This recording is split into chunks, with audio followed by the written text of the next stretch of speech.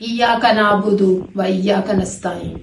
میں رضوانہ بصرہ اہلیہ شوکت محمود بصرہ آج آپ سے اس لیے مخاطب ہوں کہ میں اس عہد کو دہراؤں جو میرے ہسبینڈ شوکت محمود بصرہ نے آپ سے کیا تھا کہ جب تک ہمارے خاندان کا آخری بچہ بھی زندہ رہا ہم عمران خان اور اس کے نظریے کے ساتھ کھڑے ہوئے ہیں۔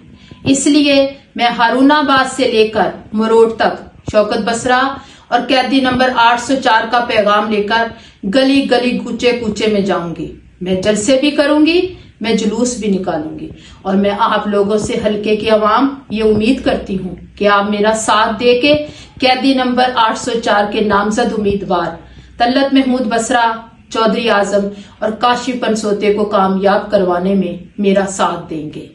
اس کے لیے میں آپ سے دوبارہ یہ التماس کروں گی کہ میرے حلقے کے عوام، غیور عوام آئیں اور میرا ساتھ دیں۔